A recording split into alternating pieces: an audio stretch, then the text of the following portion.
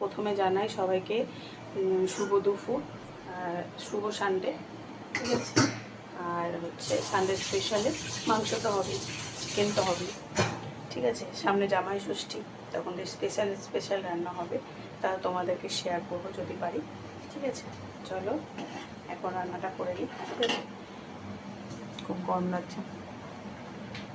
আর সবাইকে শুভ দুপুর। আমাদের এখন দুপুর হয়নি, আমাদের এখন রান্না চলছে। সব এক দুপুর তো হয়েই গেছে না। তো সবাইকে শুভ দুপুর, সবাই ভালো থেকো। আর কী খাচ্ছ অবশ্যই কমেন্ট করে বলো কিন্তু, ঠিক আছে। তো চলো, কেউ তো কমেন্ট করে না আমাকে, তাও বলি বারবার করে, কী করবো। চলো, পেঁপেটার পুরো বরফ হয়ে একদম অবস্থা খারাপ হয়ে গেছে। ফ্রিজে ছিল, কী করবো, সেদ্ধ হয়ে গেছে। এই রান্না করি, নরম হয়ে গেছে, এদিকে বরফ হয়ে গেছে, কি অবস্থা।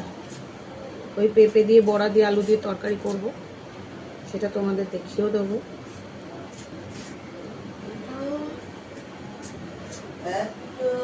কাটা যাচ্ছে না, তপ তপ করছে এদিকে আবার বরফের মতো ছিল, এখন নরম হয়ে গেছে জানো। আগে বরফের মতো ছিল শক্ত, এখন যেই বার করে রেখে দিয়েছি সেটা নরম হয়ে গেছে। পেঁপেটা দেখো কিরকম হয়ে গেছে, সেদ্ধ সেদ্ধ মতো, কাটা যাচ্ছে না। অনেক দিন রেখে দিলে না এটাই হয় না।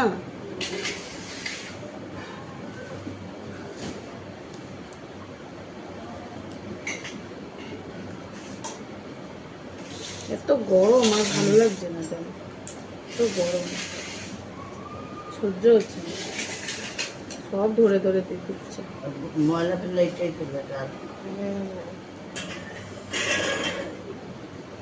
ভাতটা হতে থাক, ততক্ষণ কেটে নি, কি করবো বসে বসে।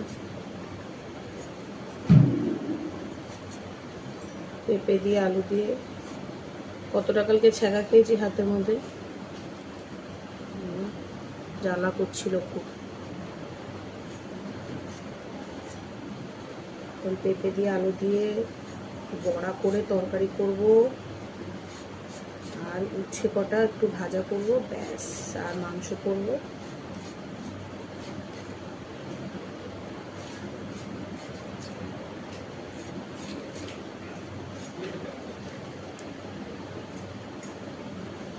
পুরো বরফ, কে বলবে এটা পেঁপে, দেখো পুরো বরফ। তাও এটা ফেলবো না, খাবোই রান্না করে।